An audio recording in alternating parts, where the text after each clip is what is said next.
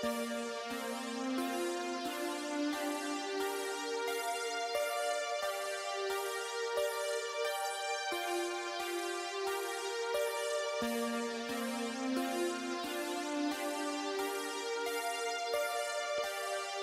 occasionally think how quickly our differences worldwide would vanish if we were facing an alien threat from outside this world. And yet I ask you, is not an alien force already among us? From the gates of Mount Rome to the far corners of the endless highway, wherever you are, welcome to the show.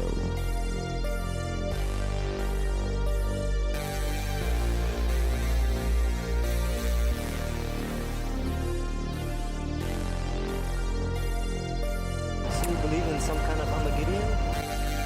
Yeah, most definitely. We in the last times and days right now. The Illuminati's in effect.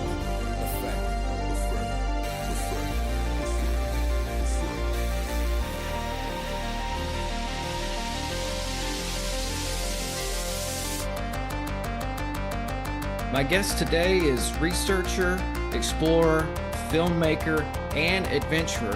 And ladies and gentlemen, when I say adventurer, I mean that in every sense of the word. Aleksander Petakov, thanks for coming on today. Thanks for having me on, man. Appreciate the invite. Yes, I think I've seen almost all of your films. There's a lot. There's a lot. That's why I was going to say, I think I've seen them all, but I'm just going to say almost all, just in case.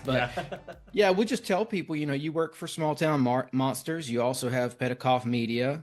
Yep. And people should check out your Strange Places series. We were just talking about that, actually. It's a concept, I think, that will continue to produce content. And my question is, are you going to continue doing that? Because that's like a bottomless well. That's kind of why I selected it that way. Yeah, it was. I mean, the idea is basically, it sounds pretty explanatory, I suppose, and I'll get into a little bit, but Strange Places, right? There's a lot that could fall under that umbrella, and I've been experimenting kind of with different topics and different things to cover within the series. So that's included, abandoned places. I'm a big fan of urban exploration, urbex kind of stuff, just creepy locations, areas that have histories of weird, high strangeness, cryptids, UFOs, all in one area. So like Land Between the Lakes is a good example.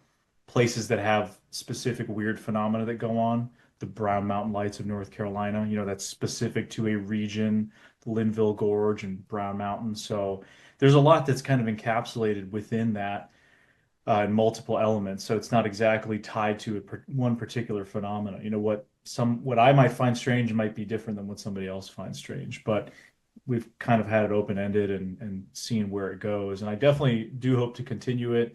I have some plans to do some further episodes, but we'll kind of see how it continues to develop down the road.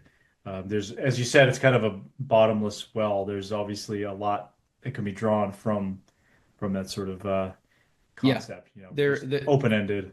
It is. That's, I remember when you announced the project, and I just thought, wow, this is going to be really good, because I saw you moving into this broader sphere where it's like, okay, we're going to be able to touch on things bigger than just this cryptid or that cryptid. Although I love that stuff, I see the value in going broader, because I've tried to do it with my own show, actually, just so I can there's gems everywhere. And I think that's the best part about the show, is that everybody's got the mystery in their backyard. And then you're able to find all this really kind of obscure stuff that nobody's ever heard of.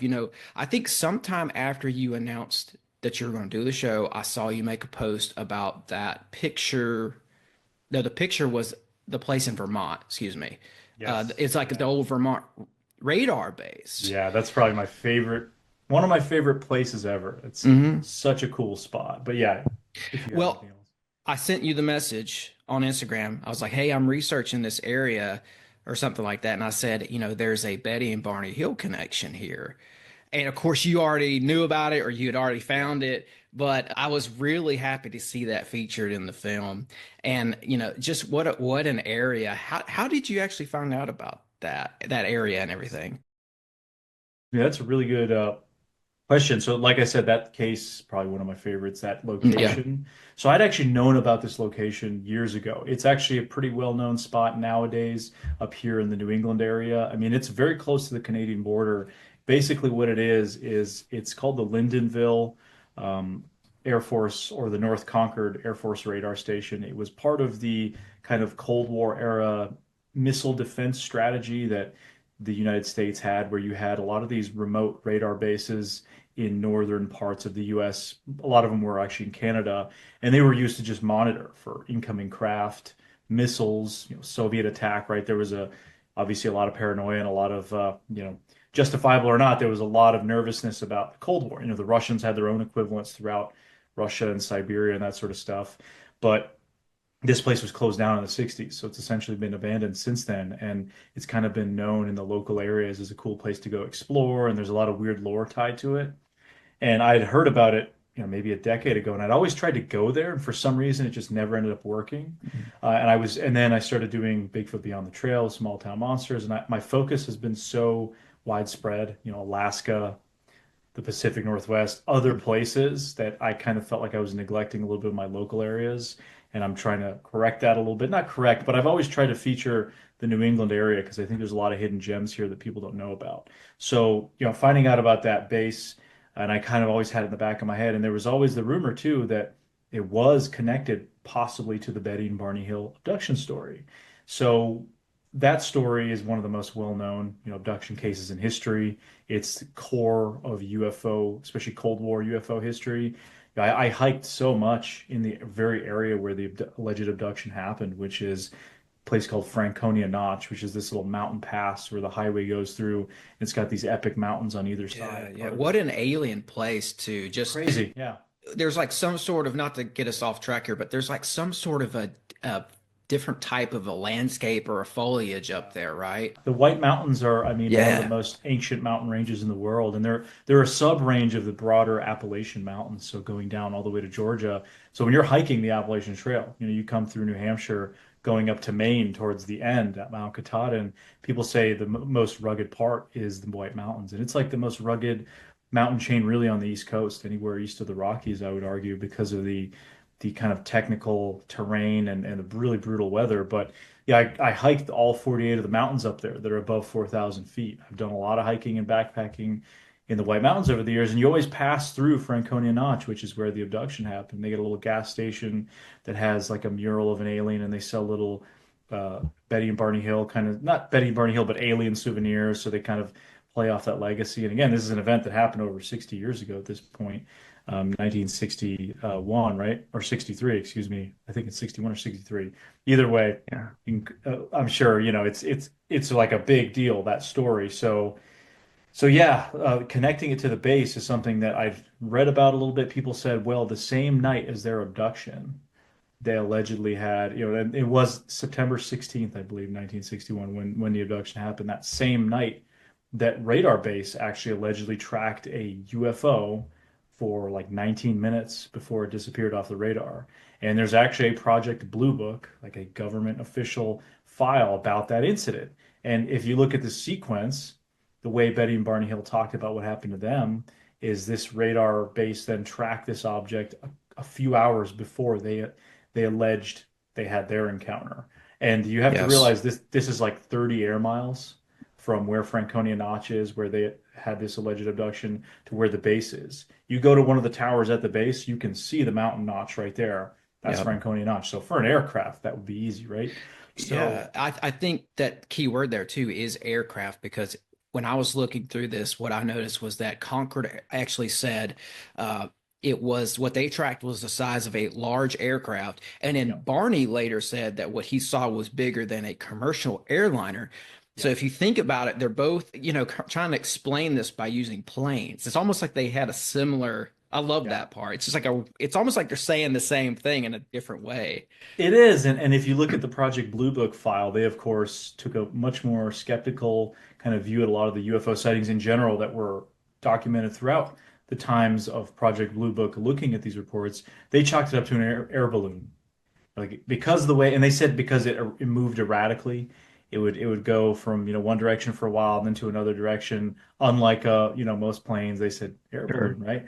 Kind of makes you wonder. And if you listen to the description that Barney gave, it was about these like these panels on the side of this craft, and you could see the figures inside, which were these alleged beings. Now, obviously, we don't know. A lot of this was done under hypnosis, right? There was like a hypnosis regression therapy. Yeah. Um, That's where the case gets a little complicated. yes.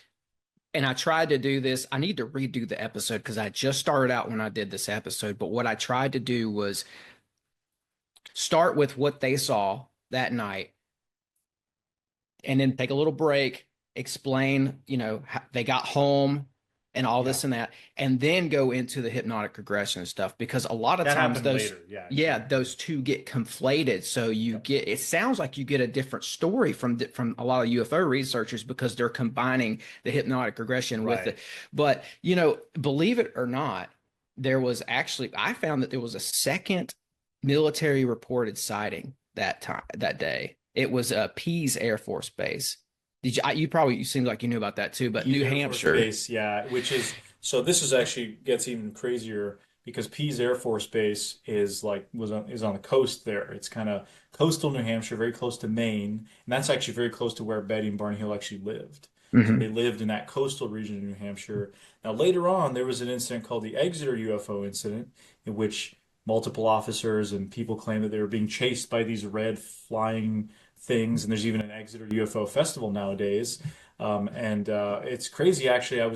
We were filming on the trail of Bigfoot, excuse me, on the trail of UFOs, the first season, Small Town Monsters, and we were covering the Exeter UFO incident and the Betty and Barney Hill incident. And we were taken by a guy who, kind of like a historian about the Exeter incident, took us to the field where one of the craft was seen, right? And just down the street was actually where Betty Hill ended up living after Barney had passed. She lived in an apartment like down the street from where this Exeter UFO incident happened, which I believe was later in the 60s.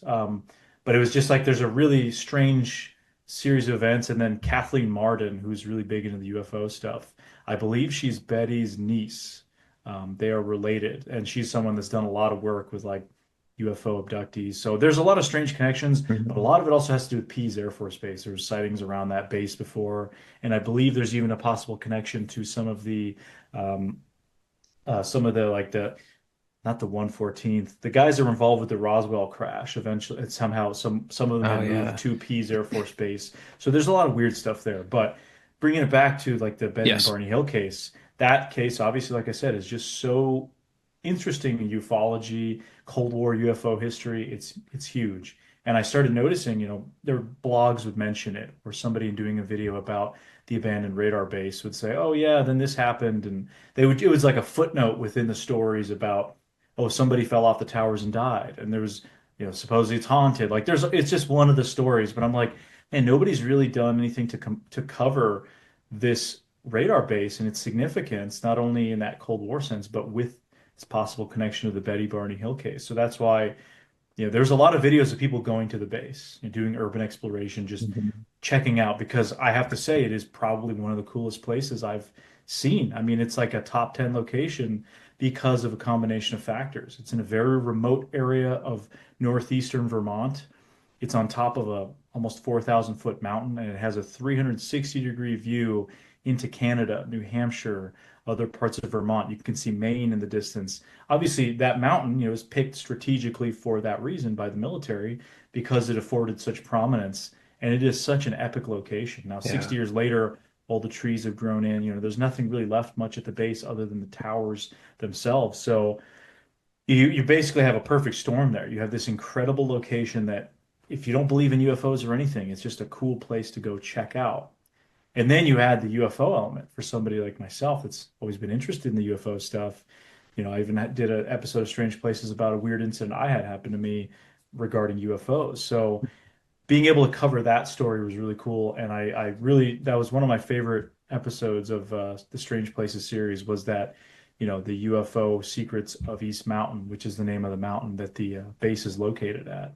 Because and as I said in the episode, it's a tangential connection at best, right? Yes. But I mean, I looked at all the other Project Blue Book reports. I scoured the government, a couple of these websites like what is it, like archives.gov. I scoured this because they have a lot of the Project Blue Book files up there that are publicly available. And there's really only one other report from that base that's in Project Blue Book. Yes. It was from a couple of years before that, and it was just a guy seeing what looked like probably a comet, and it was reported elsewhere in New England as well that was most likely a comet people had seen. So Yeah, it's out like of all the nights, that base was operating Mhm. from, the late 50s up until, the early 60s, endlessly scanning the skies for Soviet, aircraft coming in to destroy the US. And the one night they track something truly unusual is the Yep. same night that this couple reports to have been abducted.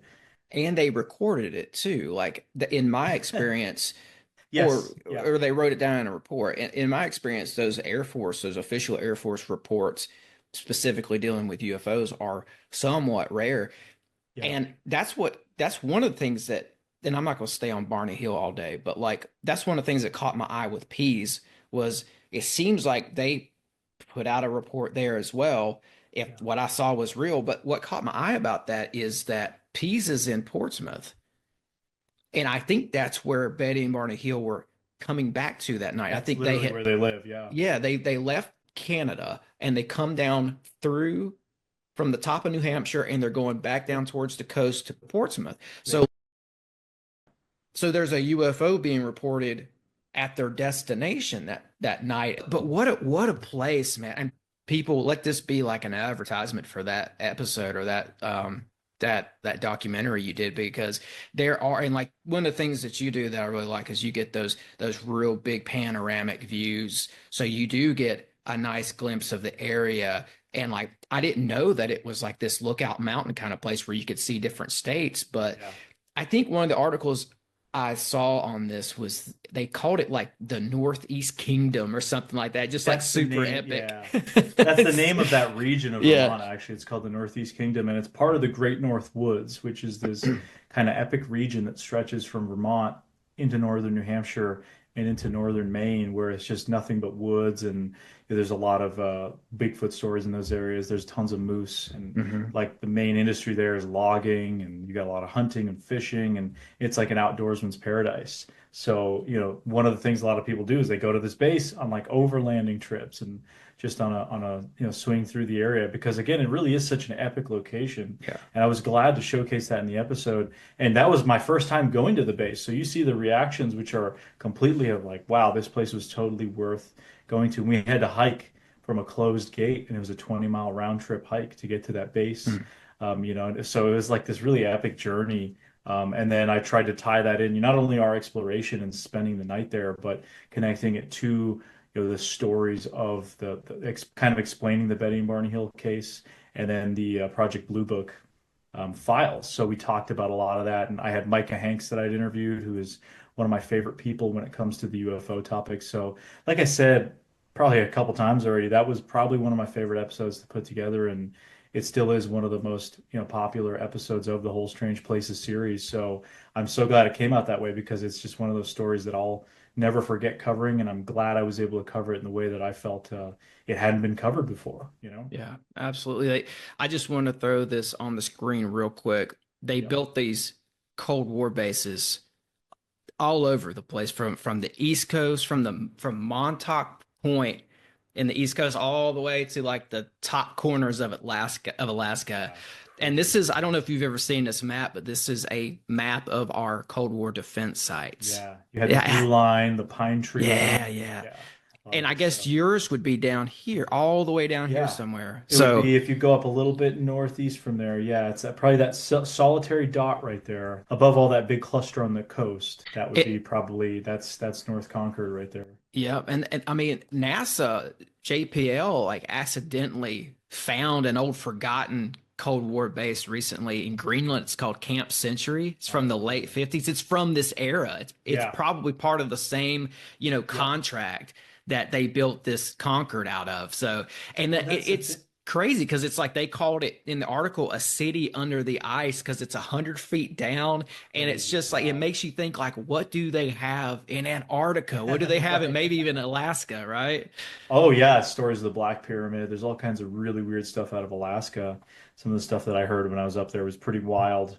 Well, can I Just in stop you terms of with that? What did they tell you about? What did you find out about the Black Pyramid? well, just rumors of it, a bunch Yeah. of it. So we spent, I've been to Alaska a number of times, and one of our first production trips where I went and did a bunch of stuff was back in 2022, and we interviewed a few people that talked about, there's all these stories of this Black Pyramid, and there was this crazy story I was told, and this is, one of those like super take it with a grain of salt kinds of things. This isn't directly related to the Black Pyramid, but we went to this local shop in near the Wasilla, Willow Creek area of Alaska, which is kind of north of Anchorage, sort of as you're heading up towards Denali National Park, very remote area. Went to the store. This lady had some Bigfoot stories, and we were like, "What's the craziest Bigfoot story you've ever been told?" She says, "Well, this old timer tells me this story. One day he's snowmobiling through the Alaska Range there, which is like the mountains that stretch from, I believe, that Hatcher Pass area kind of up towards Denali. It's like a big mountain range. He's snowmobiling and he comes across what he describes, or he stops rather to like roll a cigarette or something. So he's kind of hanging out and he sees in the distance this group of Bigfoots that are chained up, dragging moose carcasses with like a military escort. And apparently they go into this side of this mountain into like a door that closes into like this secret kind of thing. And she says the guy swore up and down about the stories, like I'm not crazy. I've lost friends over this story. My wife even left me over it.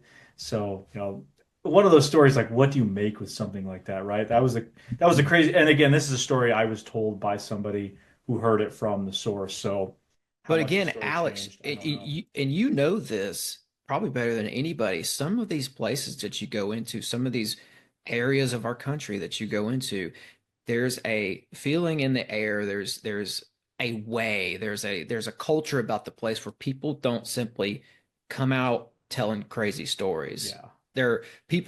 Some people are stoic, especially if they're older, and they're not in our age gap. They grew up, they've seen different things, and again, it's like regionally there's like a because I'm speaking from experience here because I know from living in the mountains of North Carolina, there's a stoicism about people, Yeah, definitely. and they More don't want to rural just areas for sure. yeah, they don't just throw those kind of stories out See, there. that's the thing with a place like Alaska, right? There's enough fantastical stuff going on. I mean, you can live in downtown urban Anchorage and have moose fighting in your yard and like giant bears just randomly showing up in your yard. So it's not, there's enough crazy stuff going on in Alaska. You don't need to embellish. And what's really interesting is in Alaska, I mean, it's like a very 50-50 split, probably more than most places.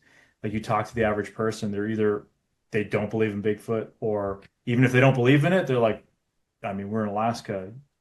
Look around. You could see how it might be here. Like that's especially what, my buddy up there, Rob Roy Menzies, who's like does a lot of Bigfoot art, and he owns this Bigfoot art gallery, which is kind of like a semi-museum in Palmer, Alaska. He gets a lot of people, obviously, that come there. They see the Bigfoot stuff and they come and share their stories with him. And so he really sees that it's like very 50-50 whether the person's going to be like a scoffing Bigfoot skeptic or they have a story to share or they know someone who does. Like it's very much more clean cut than perhaps in other parts of the US, like outside of the Pacific Northwest, where Bigfoot isn't that big of a deal. Like it's kind of accepted. So in Alaska, telling a Bigfoot story is not that uncommon. I guess it's uncommon for it to be dragging moose carcasses while chained up with a military escort. Like Yeah. that's a little bit out there. But again, who's to say? Because you do have those stories of that Black Pyramid, and I know a guy up there who's like a bush plane. He's actually a pilot, and he's talked about wanting to go look for this Black Pyramid, and it's rumored to be this kind of secret base. And there's obviously a lot of sensationalism around the story, but my God, it sounds intriguing, right? Like, is it that hard to believe that maybe the military has a secret base somewhere in the No. Alaskan wilderness? People go look up that Camp Century that I mentioned. That shows you right there. That's all the proof you need that Yeah. they've got weird, deep underground dumbs, right? Those underground bases in very remote regions. But so and like I love the military tie-in with that chained up Bigfoot story Very because strange story. that gets into, well, are we involved with maybe like the creation of a creature like that, right? Right. You could It go all really kinds of opens up a lot of yeah. questions. Oh, and Yeah. speaking of military, like I've talked to multiple people. One guy was actually like is in an interview on this app called Clubhouse many years ago. Yeah. I remember using it with a bunch of other people kind of in the Bigfoot community. And this guy, he was like some random dude. I think he was from Atlanta or something. And he told this story. He had stumbled across, we'd had that this open room about like Bigfoot sightings, right? Sometimes random people would stumble in, like, oh, what's going on here? And this guy stumbled in and we were like, oh, he wants to speak, wants to share a story. We're like, okay, because sometimes you don't know where it's going to go. Is somebody just going to start trolling? But he was like, no, I was military. I was stationed up in Alaska, and we ran into some kind of large hairy creature out in the wilderness while doing like a training drill. And I know another guy, friend of mine too, who was ex-military, who was up in Alaska too, doing like winter training. I don't know if he was in the army. I think he was in the army. He also talked about he knew people that claimed to have had experiences. So it's like not that unusual. And again, you go to a place like Alaska and you really see, and if there were a place for something like this to be, there's more than enough space, right? When Yeah.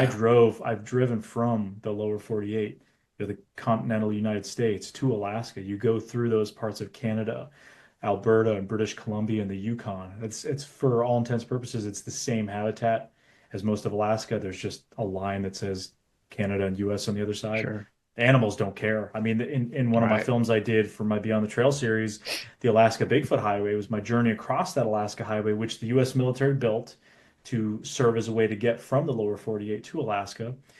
You have Bigfoot sightings on both sides of the border. Like I interviewed a Canadian researcher in the Yukon and then an American researcher on the Alaskan side, and their habitats that they research butt up against each other. I mean, they could have the same creatures they're researching that Hmm. just cross the border because again, they don't know what the border is. It's just habitat on one side, just like the moose and the bear do, right? Yeah. So yeah, Alaska is just one of those places that really Yeah. invokes that feeling, I There's think, a more than really most. cool case. I agree, yeah, man, for sure. There's a case up there right on the border. You just sparked the memory. I think it's called Stewart, Alaska. Are you familiar with this one? Stewart, I believe, is on the coastal side of Southeast Alaska. I could be wrong, though. There's a lot It's of places in Alaska. yeah, I'm pretty yeah, I think it's down closer towards the coast, Yeah, I could be but wrong. it's right on maybe the line with Canada. But anyway, there's an old story there from so there was a cop who was out looking for like a missing trapper. So he's going out in the wilderness trying to find this guy, and he comes across a cave. And inside the cave, he finds what he called five alien bodies, like skeletons at this Hmm. point. And he went back and found, I think this was back in the 30s, by the way. He went back and brought another local police officer with him, got him in there. They looked at it. And so it's been this ongoing, it's like a really cool case, but like it's right there on the border of the Yeah. two. And it's like it's just as remote there as it is anywhere else. But I wanted to ask you too, didn't you cover the guy who was famous for that movie Into the Wild? I always forget Yes. his Yeah. name. He went by McCandles. Alex. Yeah, Chris McCandles. Yeah, yeah, yeah. Wasn't Um, there like some weird Bigfoot stuff maybe associated with him? so that's yeah, it's up for debate, right? Okay, yeah. It's kind of associated with him, but it's a really interesting story. So I covered it in two different films.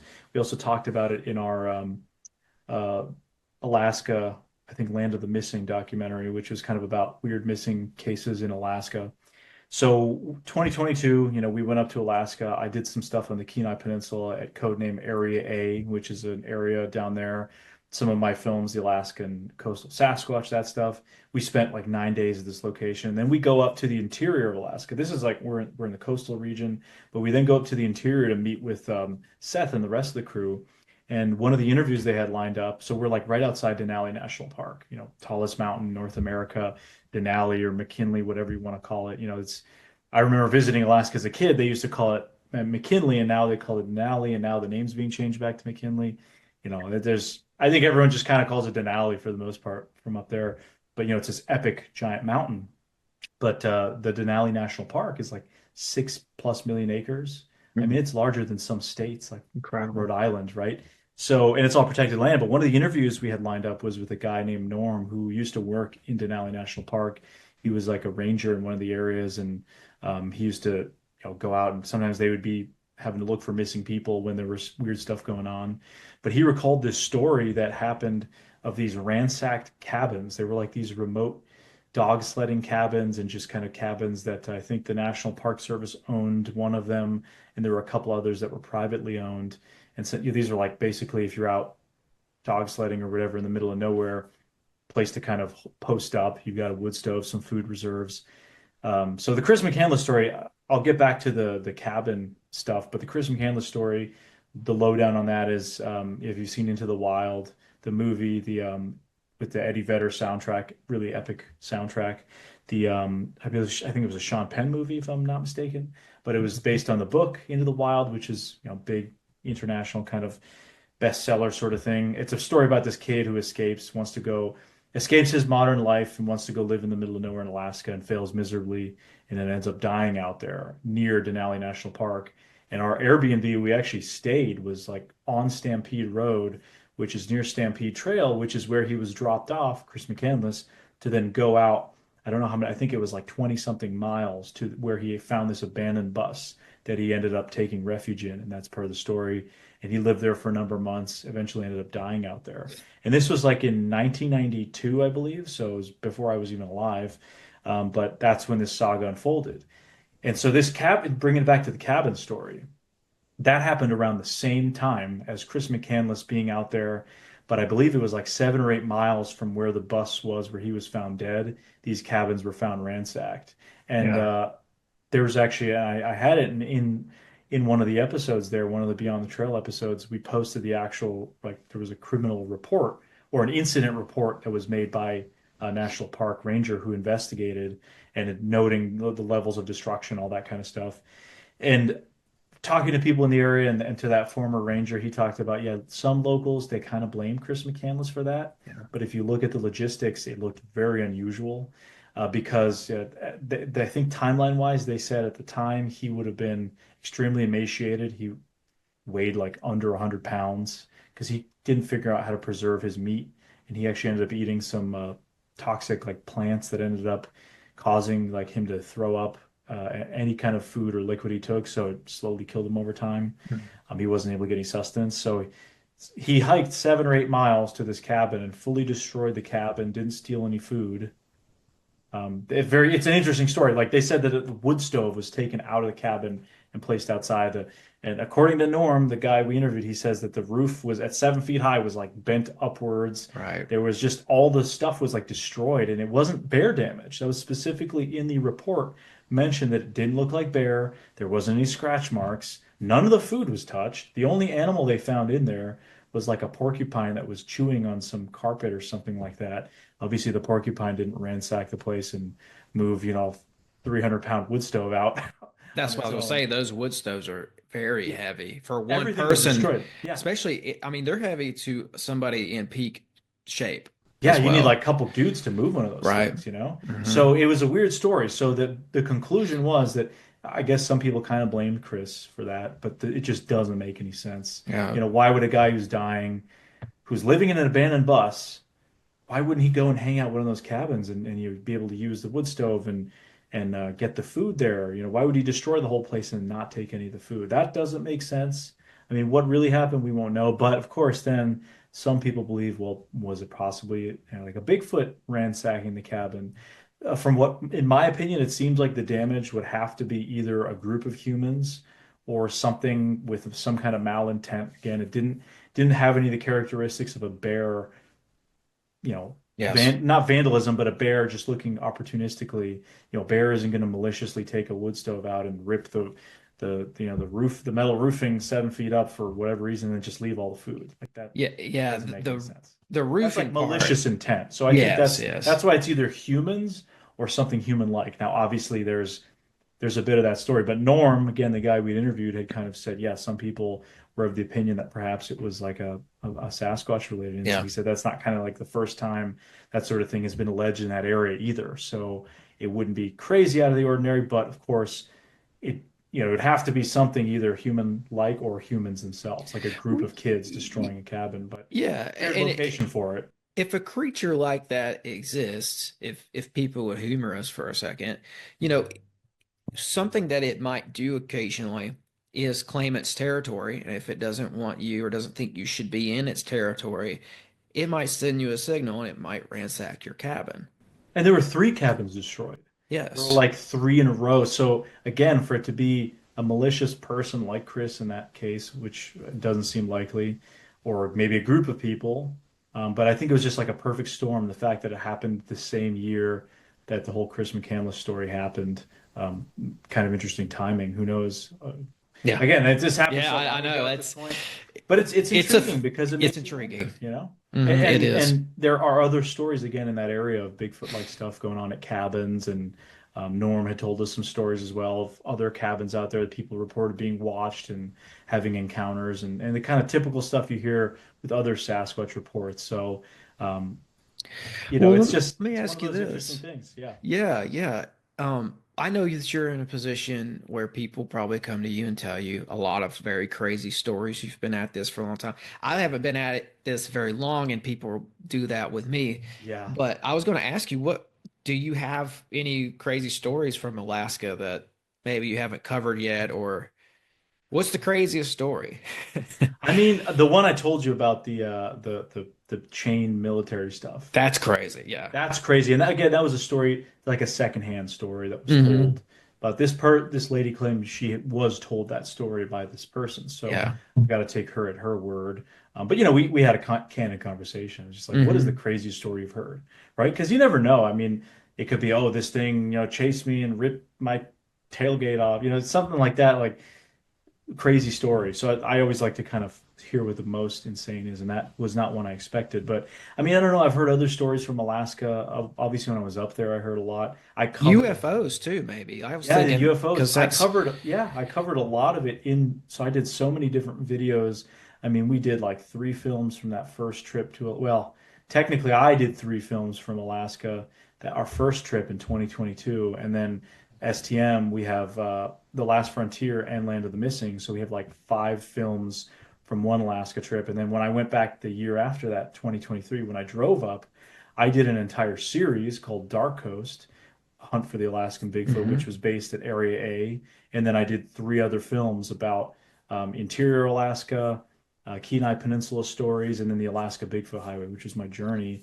And then the UFO stories are crazy too. I mean, there's one that my buddy Chook, he's got a YouTube channel called Chook's Outdoor Adventures. He's a lifelong Alaskan. He's like a big game hunter. He also does a lot of Bigfoot research too. He's really into that stuff.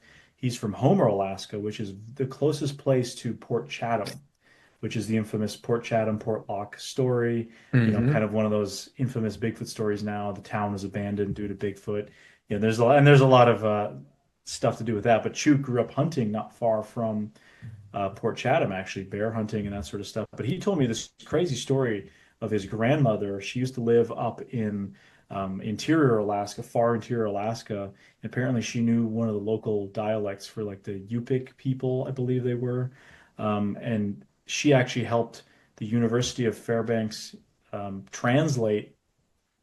Because she spoke the language, they did a whole like history of this people based off of her skills, and she was able to, kind of to I guess this ethnologist or whoever was doing the book on this particular indigenous group in Alaska, she was able to tell some of their stories, and one of them was like the eye shade people or something like that, and it was this insane story that Chook felt was kind of almost UFO like. It was hundreds of years old and it was an oral legend, but it was the story of this warrior whose wife gets kidnapped by this giant flying rock that has like lights on it, and she's taken aboard almost like in a like a beam into this craft, and he goes up there and there's these small things with weird looking like almost glasses and a tall hairy creature apparently in the craft, and he has a fight with them to rescue the his wife, and then there's like it makes the noises of cranes and other like an animal crane. So it's like almost like they're talking Hmm. about a UFO story, but Yeah. they're using things without any modern technology. Now we'd say, oh, it sounded like a laser beam, whereas maybe a crane noise. And apparently then this flying rock ended up crashing, and and was like buried under this village or something. And it was just a very crazy story. And Yeah, I it's did cover that one of my episodes, but it's I like, remember that one yeah, actually. Now that you brought it up, and I actually remember looking for that book because yes, I'm very Kobuk River people, excuse me. I think I said yes. Yupik, my mistake. And Chuk had actually sent me a picture of it. I don't know if I can pull it up. I might be able to find it, but it was from the University of Fairbanks, I believe. So, I um, found one copy of it to my, if I'm remembering this correctly, and it was very expensive, so I didn't end up getting the book, but I did look for it because, I love all that native folklore stuff. So yeah. when I watched that episode of yours, um, I really, really like honed in on that book. I was like, man, that's cool because when you find books like that, that's when you get a real sense of the history of these lands, I think. Yeah, I mean, I can't find the picture of it now, but I know Chuk had sent me his copy or his picture of that book. Oh man, I wish I could find it. I think I deleted the text there. If I could find it, that'd be really cool. But I don't know. Yeah. Yeah, so it was the Kobuk River people, something like that, and it was like a history of that particular Yeah. tribe. So that's one of those stories that really kind of makes you wonder: is it just an oral story that they talk about, or does it have Sure. any deeper significance? I mean, hard to tell, right? It's hard to tell. And I love how they use the language of the time or the language of the day to describe things that we have words for now. That's kind of telling to me too. It's like, okay, they're describing this. We have a word for that, but maybe in this region they didn't have that word. There we go. I found it. That's it. Sorry, let me tilt this. So, Kobuk Kobuk. River people. Yes.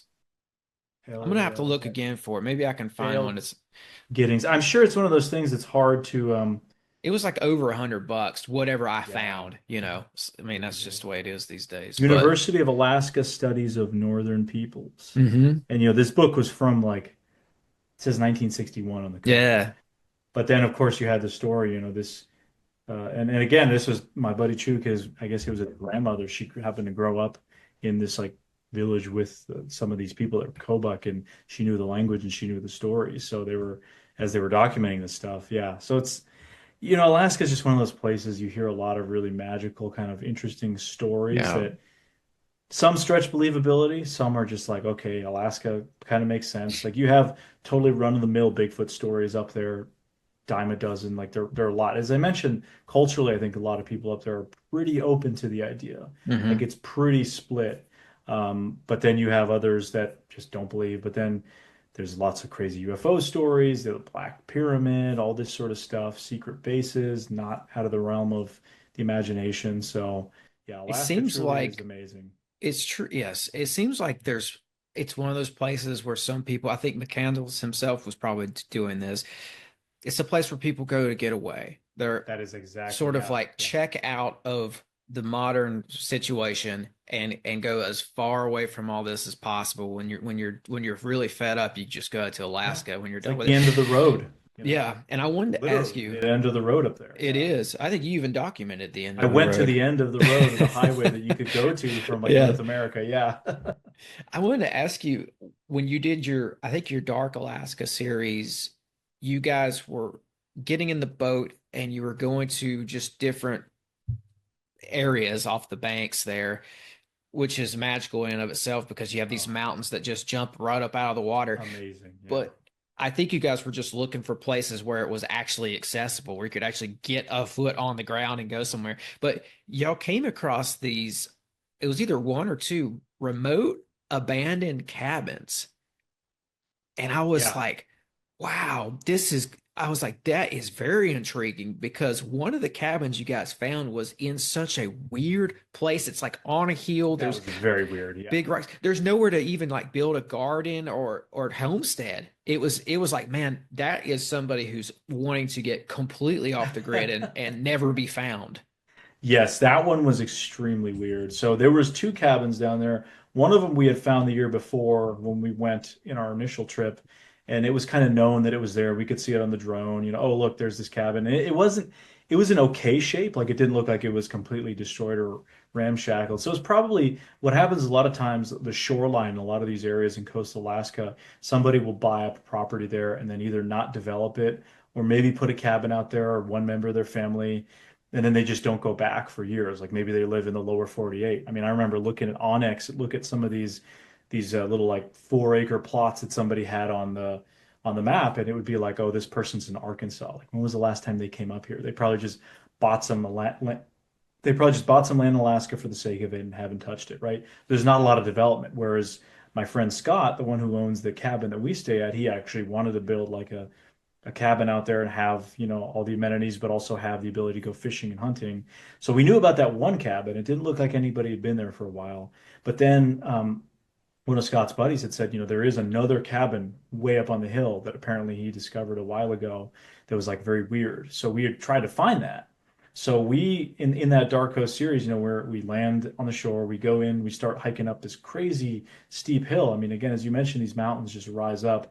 We're completely soaking wet because you're in the temperate rainforest there and it's still raining. And we've hiked so far up. And my buddy Damon, who was doing the drone, the thermal drone piloting, he had like a surgery a couple weeks before. I think it was like a hip surgery or something, a couple weeks before this trip.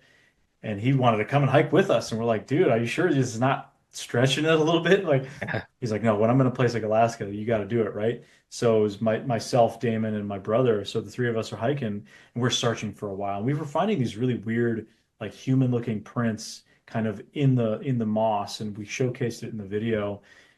Strange. I mean, because there, you don't get good tracks out there. It's this spongy, mossy ground. But so we're kind of following these trackways up and we're making our way up the hill. And we're like, dude, this second cabin, he probably meant that other cabin that's closer down up that creek. Like, that's probably what he meant. There's no other cabin. And we're like about to throw the towel in. And my brother's like, guys? And he's like, I just saw something over there. And we turn and we look, and there's like a window. And it's way in, and we're like, okay. He zooms the camera in, and you see this like weird looking window. So it took us like another 15 minutes to hike to that spot. We had to do a creek crossing and go through some rocks, very technical terrain. And we make it to this bizarre ramshackle kind of cabin that looked so strangely built. It had one of the windows, which was sideways, it's either like the back of a truck, like a cover for like a pickup bed. They'll have that kind of like a weird looking window. It was either that or a boat window, as far as we could tell. Like, it looked very put together with strange stuff. One of the sides had little painted trees on it, like a little forest scene. And just, it looked like there was a lot of bear damage, and that they had like a little, not like a dock. What am I looking for? Like a little balcony thing. It looked like it had collapsed. It's like it was pieced. This is almost like it's pieced together with whatever they had available to them. And when we looked at, so, again, with an app like OnX, which is what I use a lot, it shows you, property boundaries. We were in the national forest. So surrounding the coastline, you have little parcels of private land, but then like you go 30, 40 feet up into the woods, it's already national forest land. And we're talking millions of acres of national forest. So, and we were pretty far up there. So we're well within the national forest, and this cabin is just there. And I think we found like a piece of paper that was, I think, underneath in the deck. It was like for either a radio or something like that. It was like the early 90s, I believe. I know we filmed it. It's in the episode. It's like episode 2 of the Dark Coast series, Into the Fog. You can find it there. But yeah, it was like early 90s. So we don't know if that means that was the last time someone was there. We checked the inside. It looked pretty, Spartan, with different resources and stuff strewn about. But that's one of those things that you wonder, like, okay, what was this person doing? Was this just like a remote hunting cabin they built up here? A lot of dedication. I mean, we were very far from the shore. Like, it took us another half hour to get from that cabin down to the shoreline. Imagine having to lug all that stuff up there. Were they trying to get away from something? Like, you don't know, right? You this don't person know. might have died out in the bush, never find their body, That's or they what I was built it thinking. once, they never came back. Like, it really makes you wonder. Honestly, this is speculation. But it reminded me of some of the stuff I came across studying World War II and the Nazis, and just that whole, like, Bormann, for instance. He got out of Nazi Germany, and made it to South America. They think he Right. made it there with like $3 billion. He got there and he was wealthy, and he was trying to like orchestrate getting all these other Nazis out of there. So, but they were putting them in these super remote locations in Just the like, jungles, yeah, just hiding them out. places Yeah, where you wouldn't think to put a house, right? Or a cabin or anything lodging wise. So it reminded me of that. I was like, that's that cool. looked maybe that's somebody who was a fugitive or Fugitive, or they just really wanted to be left alone. Like the type of people that go to Alaska, a lot of the population in Alaska, which is not much. I mean, Alaska's population, I think, is under 800,000 people.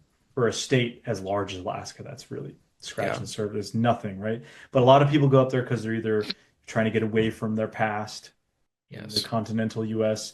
It's the end of the line kind of thing. So you do have a lot of fugitives. I heard some really harrowing stories of like child molester types and people mm, that go up there and then they try to blend into society and just some real like I'm not going to share the story I was told by a buddy of mine, but it's like sure. pretty disturbing.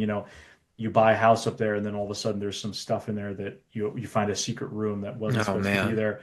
And it's like the person who owned this house was like a school bus driver, like, and it's like Oh, really scary, like creepy stuff. You hear a yeah, lot of that in Alaska. A lot of people sure.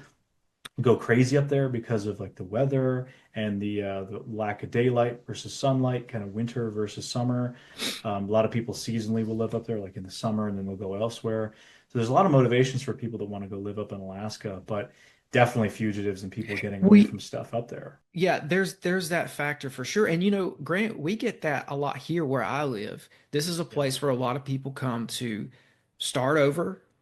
Yep. Wherever they were at, it just wasn't working out, so they'll come here. But this is this is more like a metropolitan kind of a place. So, I think some people take the other route. Like they have the same mindset, but they're like, I'm not going to another city this time to I start need to over. I'm just get remote. I mean, it's up Yep. here too in New Hampshire.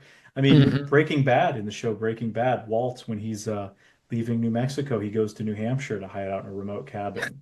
And actually, Ghislaine Maxwell, who did Yes. Jeffrey Epstein stuff, she was living up here in New Hampshire in a small, totally inconspicuous rural town for years before she was caught, Hmm. and that's obviously a whole story. But point is, people choose to go to places like Maine, New Yeah. Hampshire, remote areas of all over the U.S., but Alaska is one of like the ultimate getaway.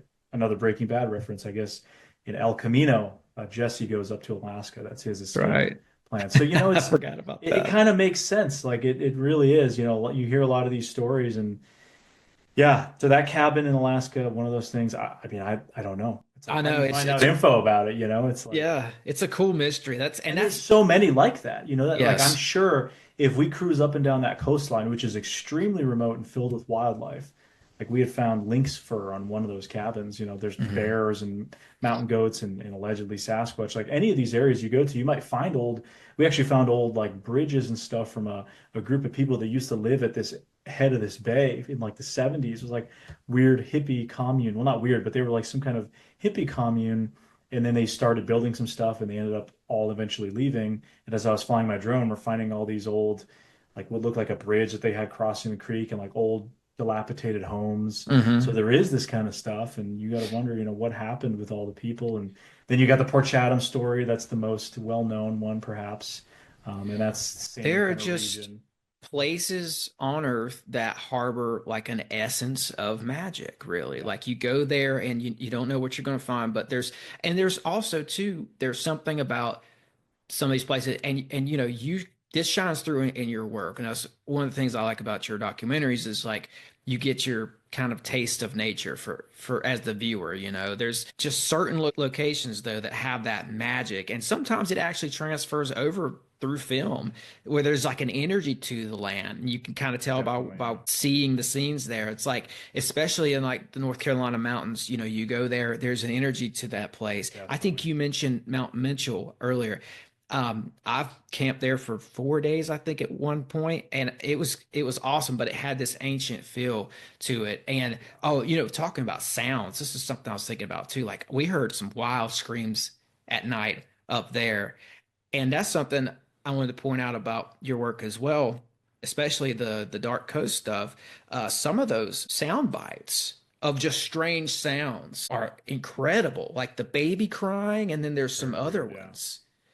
The singing, it might not be your documentary, but there was a Small Town Monsters documentary where somebody had captured something in the middle of nowhere singing, but it was like this unnatural it wasn't like a human voice. It was something, Yeah, I think we've else. covered a few of those because I know we had some kind of a singing incident on one of our Beyond the Trails, and then I'm sure like the Olympic Project guys and gals, they have a lot of weird audio.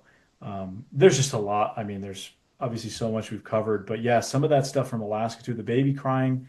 I don't know. I mean, maybe it is an animal, right? Like maybe it is some Mm, normal animal, but my gosh, it's so weird because according to the property owner Scott, that only was ever really heard when women were around the property, which yeah. which really kind of ties into some of the native lore. You got the Tlingit people and others that talk about the Kushtaka, the otter man, and it makes a baby crying sound to try to lure women in. They don't go in the woods when you hear whistling or a baby crying. Like that ties into their lore. So can I say Otter it's Man, definitive? Yeah. I mean, and Otter that's the Man, thing. that sounds like it could be a misidentification of a Sasquatch, And that's possibly, what I that's or what I that's what I had said because the way it was described, like the reason why, and I'm not, I've talked to some of these people in this from this native group, but obviously I don't know their folklore as well as they do, but also, kind of what's been relayed to me is that the otter man is more of the description. It Hmm. was something that was seen like a large hairy creature seen swimming. And that's why it's called the otter man, not because it was like a giant otter, but because it was like a man-like creature that would swim between bays and channels.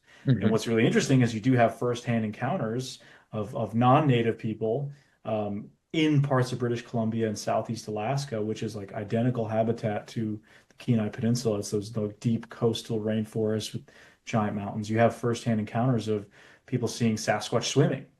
Like they see something they see swimming and like, oh, is it a bear? Is it a cougar? And it ends up being like a Sasquatch that gets out of the water and walks off.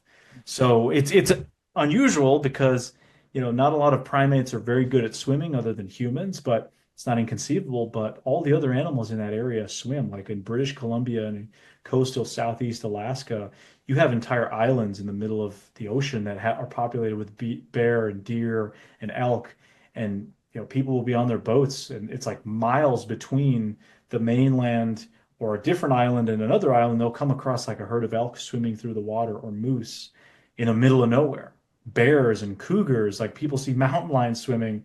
So is it Yes. that hard to believe that perhaps another creature that lives in this area might also do that, whether they're following food sources or they're just moving between one island and one bay? um, I don't know. So maybe that's Yeah. the kind of the Otterman story because it's like the action of swimming, Hmm. which is Yeah. obviously unusual. So Speaking yeah, of mountain lions, you did the Lions of the East, right? I did. Yeah, yeah, Wow, that's what that's eye-opening, I think, to some people to know that yeah, these big cats are around. For some reason, we have them here. We have them in yeah. Tennessee. Oh yeah, I've It's heard a been lot a of while, but stories. I looked into it, and there was a guy not far from me who it was he had a black cat sighting, and there's multiple other people in that community who saw it too. People don't realize they're here. It's That's what I it's liked about your documentary. It kind of shed some light on that. Yeah, and that's one of those topics that kept coming up. I'd go to these events, local events, Bigfoot, Mhm. paranormal, and a lot of times people are like, "Well, I haven't seen a Bigfoot, but I saw a mountain lion." It's like they're not supposed to be here. So these animals are technically extirpated or extinct from a certain region. So like, they used to be indigenous to these areas up and down the East Coast. So my film specifically focused on kind of like the New England area because that's where I'm at. But you could apply it to Pennsylvania, Virginia, heading down south, like up and down the Appalachians, you still have these sightings that go on. And these are areas that used to have mountain lions, but they went extinct. They were hunted to extinction. They were seen as a threat to livestock. So, they were just aggressively threatened. And now the ranges of the mountain lions are typically out west, like in the Rocky Mountains, South Carolina, West Texas, these areas. But there's evidence that they might be moving eastward. And there are documented examples of mountain lions making it from South Dakota to an hour outside of New York City in urban Connecticut. And that's something I feature in my film as well. I met a cop who happened to have seen a mountain lion like 2 days before a mountain lion was killed on the side of a highway in Connecticut. and he saw it like 5 miles from where it happened. And everyone's like, "No, you're crazy. You saw a bobcat." He's like, "Dude, I was on patrol and I saw a mountain lion." And then 2 days later, this thing ends up getting killed by a car, and then they do an autopsy and they find its genetic makeup leads to the Black Hills in South Dakota, meaning this animal. Yeah, there's with that when we talked about the Alaska-Canada border, the state boundaries. Obviously, animals don't care; they can move wherever they want, go into Canada and the U.S. It doesn't really matter. So yeah, the mountain lion topic is fascinating because you see a lot of parallels with some of the Bigfoot stuff, but I think it's a lot easier for people to stomach because mountain lions are a real creature, like they exist, right? They are out there. Yeah. I I haven't showed this yet on my show. So I was thinking, why not pull it up? This is a track I found in my backyard a couple years ago, obviously when it snowed. I'm not sure what this is, but I did look up prints and it looks to me like a big cat print. And I've got one more in here. Now this is in Nashville, but my neighborhood butts up against a mountain and like a big almost like a big canal of undeveloped land that kind of leads out to the country. So if I don't know if they're bold enough to come into the city, but if they are, that one I mentioned in Connecticut, for example, that was like a very urban area where you have little greenways that like deer and other animals move through. But we're like an hour outside of New York City, and this mountain lion was killed. It was just traversing through people's property, probably eating their pets and other things that it could come across as an opportunistic predator, right? So yes. Who knows? Like it's very possible. You have tons of sightings like in areas where there's well-known established populations, like in LA. Out in some of these areas are probably devastated by the fires recently that are like up in the hills and the canyons of LA, where people regularly have issues with mountain lions coming in and coming into the yard. It's just like another animal they deal with. So I don't think these things would have any hesitation getting closer to urban areas. I mean, they've demonstrated they do. So, I mean, I don't know. We have a lot of deer in my neighborhood as well. And whatever this animal was, what it did was it came up by the hedgerow, went into my backyard, did its business. And on my other phone, my old phone, I have a picture of the scat. Now, at the time, I didn't know you were supposed to keep the scat. Yeah. I wish I would have, but there's less DNA from scat unless it's really fresh. And if you get like the end piece, because the end piece is like the last one that comes out, so that it would have the most DNA because it's in contact with, the anatomy there of the animal, so it would have like the most DNA. But scat technically is not the best type of DNA, but it can help you like determine, oh, this is a mountain lion scat versus, oh, this is bobcat. It looks like big cat scat. Yeah. And there's also the last thing I'm gonna say about it is there's a chicken coop back there. Yeah, so right, where it's opportunistic, right? Yeah. So yeah. I mean, you guys absolutely have bobcats for sure down there. Like that would not be out of the ordinary, but Sure. there are, of course, stories all up and down Tennessee, North Carolina, those areas of mountain lions too. So if these animals are moving eastward and one was able to get from South Dakota to Connecticut, I don't see why they wouldn't be able to get from, there's been cases down in Louisiana. I mean, you've got Florida panthers down in Florida, but they're kind of like trapped in that area, and they are genetically, they're considered mountain lions. I don't see why they wouldn't be able to get to Tennessee from some of their known ranges, So, and there are sightings. So you see a lot of interesting kind of parallels between some of the Bigfoot stories, and that's why like the mountain lion stuff is kind of like they're cryptid, but they're not at the same time because the whole mystery big cat topic, it appeals to people I think that are into cryptids, into cryptozoology. But again, it's like a gateway because you might have that cousin that, oh, Bigfoot, Mothman, this is all stupid. None of this is real. But hey, mountain lions are seen in the area. It's easier for them to accept that because a mountain lion is an established animal. So at least it's kind of like a jumping off point. So I just think mountain lions are very fascinating animals. I do too. I've had some run-ins with them in the wilderness, finding tracks. And down in Florida, we've tracked Florida panthers multiple times, and I've submitted my photos to the Florida Wildlife Commission. They have a panther tracker where you can actually find user-submitted photos and data, and you take a picture, let's say, for example, I think it was 2022, I found trackway out in the Everglades, like or big cypress preserve right near the Everglades, middle of nowhere. We found this trackway. We took some photos, we submitted that to the Florida Wildlife Commission. They have a biologist look at it, and if they think, oh, it's just a bobcat, they won't publicly post it. But then, they had seen my photo and they posted it publicly and the location. So you can go to their website and check all the different sightings. So I'm really fascinated by those animals because they're so elusive and stealthy. And they get into places that you wouldn't expect. Again, like we talked about the urban character. You look at like the Florida Wildlife Commission map of panther sightings, and they're like in the middle of nowhere, big cypress or Everglades, there's almost none because you don't have people traversing in the middle of nowhere in an area larger than Rhode Island.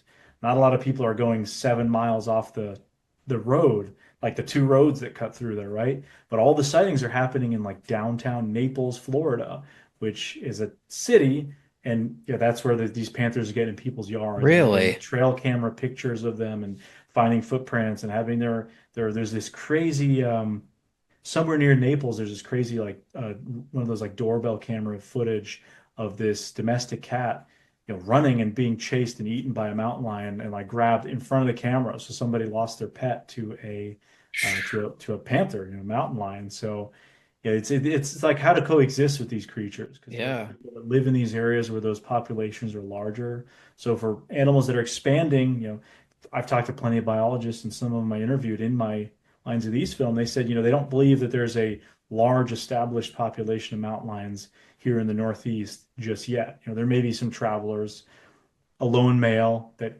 once it leaves the mother, it's trying to find a mate, just ends up kind of wandering endlessly throughout the East, unlimited food sources with the deer. The deer really have no other natural predators other than bears, so mountain lions have their fair share. So they don't believe there's an established population just yet, but they say it probably will happen at some point. It's only a matter of time until a female makes it over here. Yeah. Or down from Canada where they have some populations that are moving eastward as well. So See, I think the deer are being pushed into my urban setting. I think that the deer are for some reason are finding it more safe to kind of bed in some of these neighborhoods because there's in my neighborhood, I'll just use myself as the example here because it is urban. There are pockets of undeveloped lots and they'll be because so what I do is like usually in the summertime especially or in the winter when it gets dark early, I'll end up going for my jog at night and I'm seeing foxes, coyotes, deer. I'm seeing all these wild creatures. So why wouldn't a big cat be able to come in as well? Especially if there's a food source and that food source is hiding out here. And they know that if they catch wind of that, and there's chickens and there's trash and there's people throwing their chicken, bones out in the backyard. Like, it seems like it could happen. Well, yeah, just a recent example from my end too. I was recently in the New York, New Jersey area. Like we're talking within 50 miles from New York City, where you have sections of the Appalachian Trail that cuts through there. I actually didn't really know. I'd never hiked that section. And I was filming some stuff there with like Bigfoot sightings in that area, northern New Jersey, well-documented history of sightings in like southern New York near the Hudson Valley. Again, we're talking within 50 miles of New York City. But you then go to these parts of the Appalachian Trail and you're like, this looks like areas in much more remote places. But some of the people I talked to had said, even growing up, they don't remember seeing a lot of deer and bear and stuff like that. Whereas nowadays, like there's a lot more of those animals, even in those like New Jersey and New York areas, which is kind of surprising. Part of it might be that we are encroaching in some other habitat. Like there's more development going on in an area like that. So animals are then maybe having to move closer. I don't know what the answer is. I'm not a biologist, but I've talked to plenty of people who have a lot of different theories about what might be going on. And it does seem like there's more urban encounters with animals or like suburban, like a lot of the suburbs, people having deer in their yard regularly or even bears. Northern New Jersey has huge bear problem. There's like kind of a pest actually species, the bears up there, which is like people would think New Jersey, they think the Sopranos. It's like it's all urban, there's no woods. I'll tell you some of the places I was in recently, it's like, well, you can see how there's bears out here, but there might be something else too. And a big cat traversing through, wouldn't be that hard either.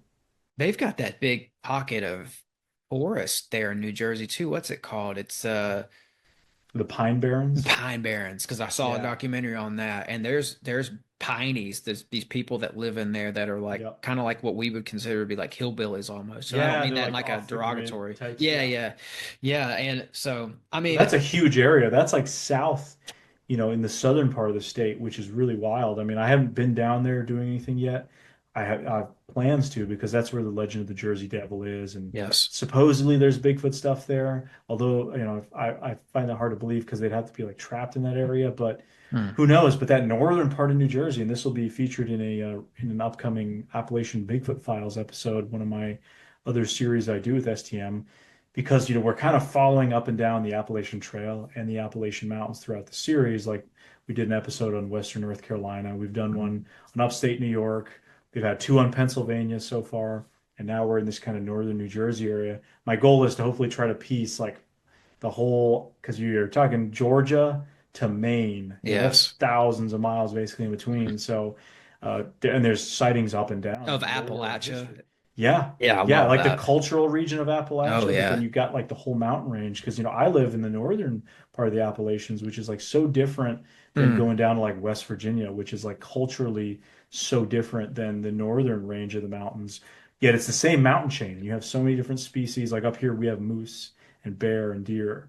You go down to where you guys are at in that part of like the Appalachians, and it's a lot more deer, and there's temperate rainforests and like the Smokies and all this stuff. Hmm. And there's Bigfoot sightings up and down the mountain range, whether it's North Georgia or northern Maine. Like these sightings are pretty much ubiquitous. So to know that they're happening within 50 miles of New York City is like pretty jarring. Yeah.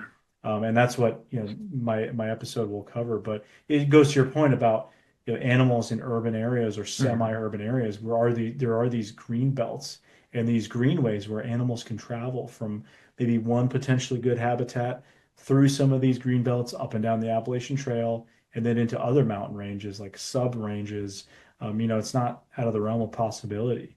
My buddy Scott over at the Bigfoot Mapping Project, he's done some maps on like wildlife corridors and just there's a lot of these groups that'll study like known wildlife corridors, the state of Florida, Georgia, other places, usually following water and that sort of stuff. So you do see that there are places that I don't want to say like choke points, but places that narrow and maybe lead from one big habitat to another that some animals travel. I mean, there's even a case I learned about when I was in Louisiana and Mississippi last year doing stuff on the Honey Island Swamp Monster about this bear that was tagged, so it had like a tracking tag on it, like a GPS, and it traveled like from parts of Tennessee down into Mississippi towards the coast and like all in between, just following these green belts and like going in people's yards and Yeah. and and following a route that you look at on like Google Maps and you're like, man, how would a large animal be able to move through terrain like this? Yet there was a bear that was doing it like on a semi-annual basis.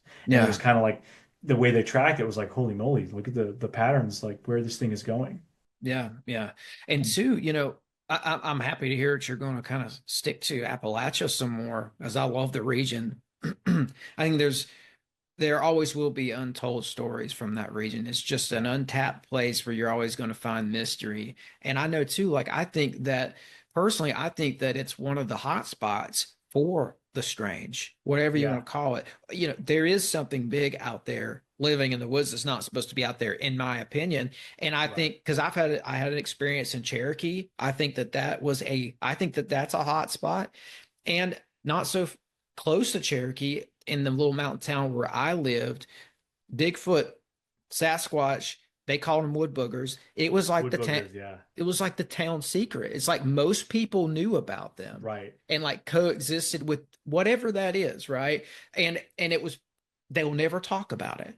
They don't want to be considered crazy and etc. They just don't even want to go there. It's what I was talking about earlier, that stoicism that you get in some of these Yeah. pockets of the country. They have that. They won't ever talk about it, but something is there. Something is happening there. And I think, and this is in North Carolina, so I do think it's a hot spot. And I don't see a lot of people, people don't know about some of these hot spots because the locals won't talk about them. I mean, I've experienced that plenty up here because here in like the New England area, it's that like Yankee mentality. Everyone's very like stay in your own lane, people aren't overly friendly, especially to outsiders. They're kind of like they're very set in their ways. It's like pulling teeth trying to get some of these stories. I've been doing the Bigfoot stuff here for over a decade now, and I remember first starting Mhm. hitting the ground running here in the local areas, and it was like I really had to work hard to get people to trust me before they even shared their story with me. And then I'm like, why are they making this story up? They don't want anyone to know about it. They want to remain anonymous. They'll tell me only because they think I'm not going to make fun of them and they can trust me with the story. Why are they carrying this story around for whatever reason, right? And so I Right. think that's what's so cool about like the Appalachian Mountains in general. You go from, again, northern New England, Maine, New Hampshire, Vermont. These are areas that are pretty conservative culturally. Like they're these old kind of like Protestant hangouts, the Yankee mentality. And then you go down like the southern end of the mountains in North Georgia, North Carolina. So different, right? And I don't think Yeah. there's a mountain range in the world that really traverses so many different types of mentalities. You take some guy from Western North Carolina and put him in the woods with a guy from Northern Maine, and they might have completely different accents, but Yeah. their mentality you'll find is probably much more similar, like kind of like that hillbilly spirit, Yes. um, off the grid, the independent, like the independence. They don't want to be told what to think, or to like do this, do that. Like they really set their own path, and I think it's because a lot of these people are descended from. You've got like the Scots Irish in the case in much of like the southern part of the mountains, people that Hmm. were just like, we're gonna go in the most inhospitable place and just set up shop. And then here in the northern parts, it's like the brutal winter. So culturally, there's so many interesting stories up and down the mountain range, especially in that southern area. I mean, you've got states like West Virginia that are known for so much weird non-Bigfoot stuff, like the weird UFO stuff, the unique cryptids, the Flatwoods Monster, Yeah. Mothman, just the UFO stories, the Brown Mountain Lights. We kind of touched on that a little Oh bit. That's yeah. that's something that I investigated with Joe and Jesse from Hellbent Holler, Yeah. and Can they I just focus say really that hard on that stuff too. Yeah. yes, they do. I was going to say is like, man, that is some of the, as a North Carolina native, I'm putting this on the record. That is the best Brown Mountain Lights footage that I've ever seen in your Brown Mountain It's Lights. pretty wild. They got some crazy stuff. Yeah. And that's why we wanted to do that experiment. We're like, has anybody really done this before? Like, we literally had them go to the other side of the mountain while we stood on one side. Hmm. And it's like an hour and a half drive to get from that lookout all the way down these crazy mountain roads, bumping around to get to the other mountain. Whereas in between, it's probably only a couple miles between. But, Hmm. how some of those mountain roads are in Western North Carolina, just Yeah. traversing. So, there's just so much charm and kind of mystery I think to be found whether or not you believe in anything paranormal or cryptid. There's still mysteries out there like throughout the mountains, and especially like I said, and when I say like the Appalachians, I'm talking about like the mountain range, whereas Yeah. you have that socio-political cultural region Appalachia, which really is kind of like goes from Pennsylvania to Georgia and Alabama, and that's its own entity. Where Hmm. I'm at in the northern part of the mountain range, it's different. Like it's a different culture and that sort of thing. But again, there's this shared geography that a lot of these places look pretty similar and have similar stories of weird things going on. They do. And I think there's a trail of folklore or folk magic, like the Pennsylvania Dutch powwow type of stuff that you Yeah. get in Pennsylvania that you see somehow it's made its way almost like it came down through the mountains. It's trickled down And into North mining too. Carolina, There's a huge mining. mining history. Yeah. And that's where things get weird with the mining thing too, because then Yeah. you have this like you almost have your own like separate subculture of cryptid entities that come with this mining culture, Yep. things from within the earth, like the Hellier documentary, the little goblin like creatures or whatever, Even some of the mystery light three-toed stuff. Yeah. mystery lights. Oh, and on that point, in your Brown Mountain Lights documentary, I know you mentioned this, you guys did that experiment. And I just want to say, like, I do think that some of the flashlights that you used did resemble the orbs, but personally, I saw a difference in the orb lighting and all the different lighting you tried. Yeah. I mean, there was just something not human about it. I don't know how else to say it. And also the orbs or the Brown Mountain Lights, they kind of rose up into That's the yeah. sky. They We didn't couldn't match stay that. right.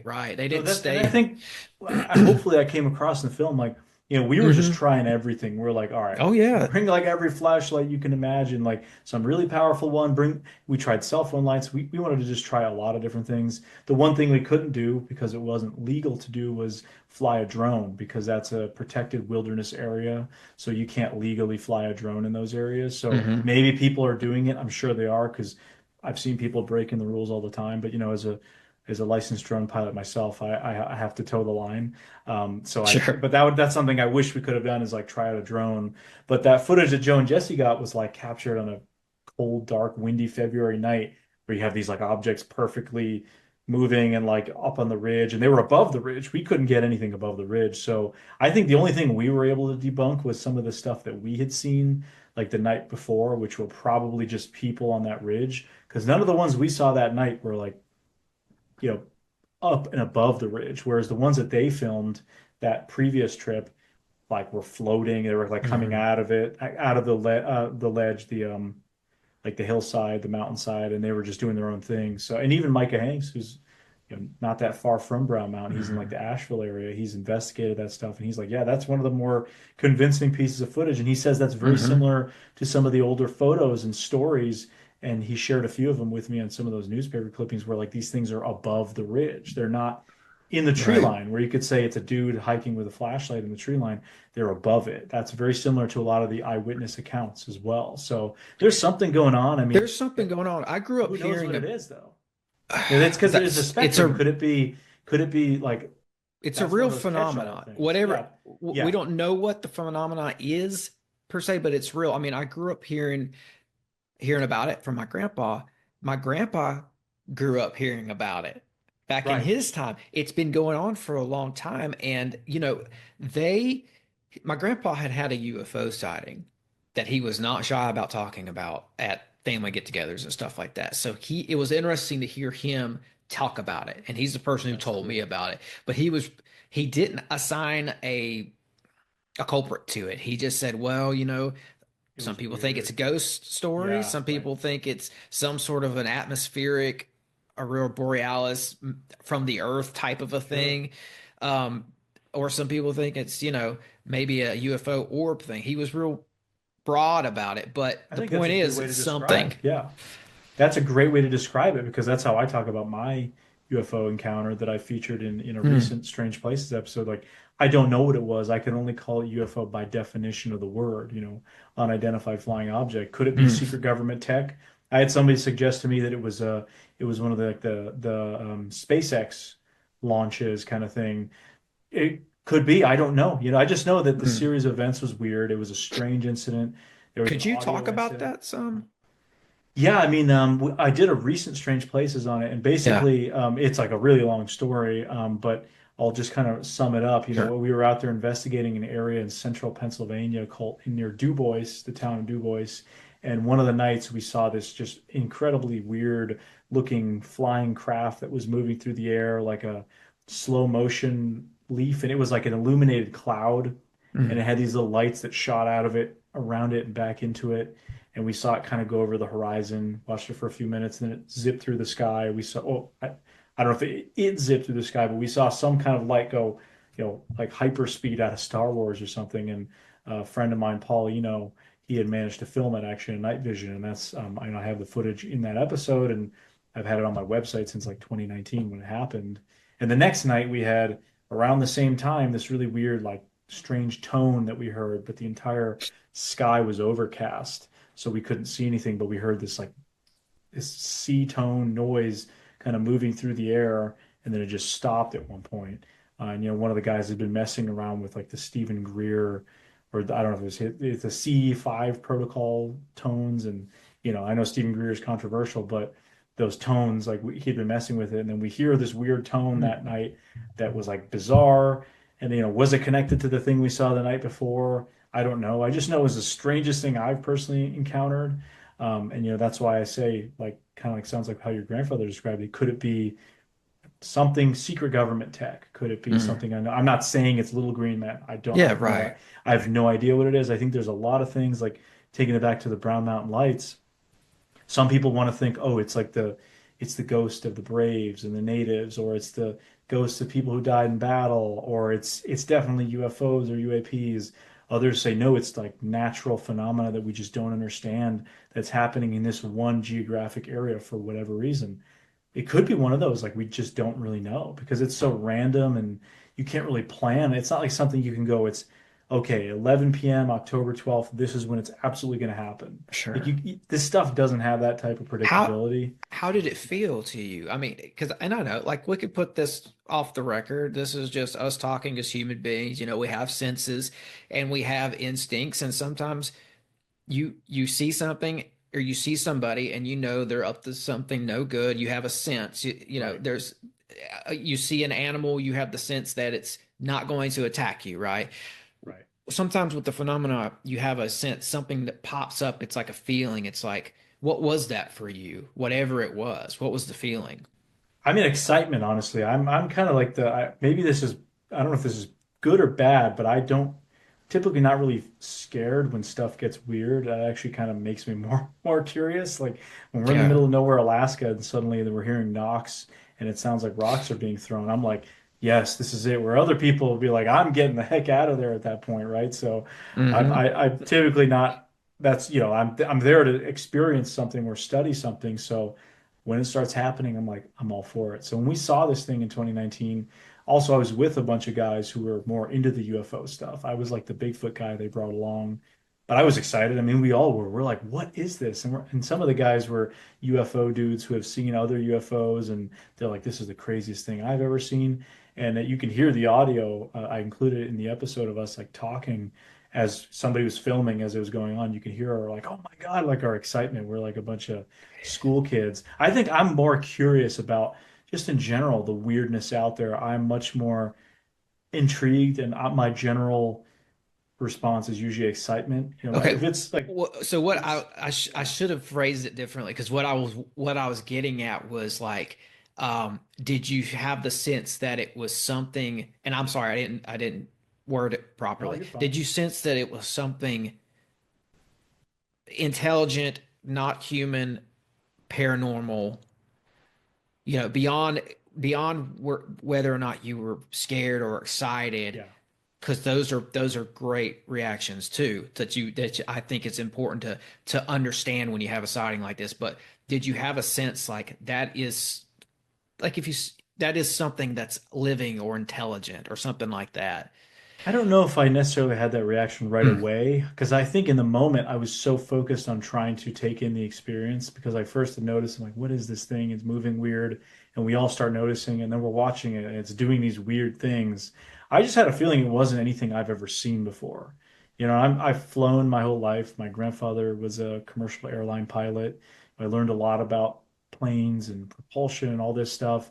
Mm. I've flown drones for a while, so I'm a drone pilot. It just didn't look like anything I've ever seen Yeah, before. That's why I categorize it UFO by definition of the word. sure. You could call it UAPs now, although that term to me is a little less cool. But I get it. Unknown aerial phenomena, like it encapsulates more. So yeah, that's kind of my initial reaction. I think afterwards, when we started looking at the footage, is when we were kind of realizing like this is so bizarre. You have one object, and there's another one flying parallel to it the whole time. I don't know if I ever thought it was like again, I don't know if it was non-human or not. I just knew Yeah, it was not anything I've ever seen. So yeah. I think that was my reaction again was just intrigue, curiosity, what is this thing? And then the next day we had this weird audio element. Again, it's like with the Barney Hill story with the base. Can I connect them like with a straight line and say, yeah, that's where they're tied together? No, but it was weird that we had this audio incident happen 24 hours after this Mhm. visual in the same area. And this is an area that's known for this kind of weird UFO stuff. So it's not like it's out of the ordinary for that part of Pennsylvania. So yeah, I think just Fair, again, fair enough, man. And that's a good answer because at the end of the day, we just don't know. But I know with like my UFO encounters, it's like I just like you, I don't know. But so I don't know if it's like I don't know, but I think it's maybe something crypto-terrestrial, extraterrestrial, or some sort of high advanced technology that right. some humans have been able to tap into. It Yeah, gets in could there be. because it was something out of the ordinary something that, something mysterious is how I feel about it. And, with my own personal sightings, it's like, was the intelligence behind it us, and it's just being withheld from the public, but it's just Yeah. some higher form of us doing something, or was it crypto or extraterrestrial? Well, it's funny because I think, you'd asked a bunch of us, there was like five of us that saw it. We each kind of had our own different theory about what it Mm. was. I'm usually much more skeptical in general, and I try not to give out like a broad statement or a very, something with, like I know this positively. If I can't back that up, I typically like err on the side of caution. But, that's why I said, oh, UFO. Well, it could be Yes. secret government tech. I don't know. Whereas a friend of mine, he's like, it reminds me a lot about the theories of these beings, or these kind of creatures that are like these interdimensional kind of like weird. I don't know what the term is, but they're like not those rods, but almost like these like living entities that are like these, maybe some of these UFOs are living Like beings that are being biological crafts. yeah, yeah, that's a good, yeah, that's the term to put it. Whereas another guy was like, "Oh, this looks like a wormhole kind of thing." So we all Ah, had like different yeah. theories about it, which is really Interesting. cool because we all witnessed the same thing, right? But we just have Yeah. different ways of kind of theories because I none of us really have the answer as to what it was. Yeah. So Yeah. And I think we're even left to speculate. Keel even talked about that some. John Keel, I think, Yeah, he went on to sort of say that maybe the phenomenon presents itself differently to different people. right, right. And, I've had stories like that. There was a guy not too long ago told me a personal story where he and his mom saw a UFO.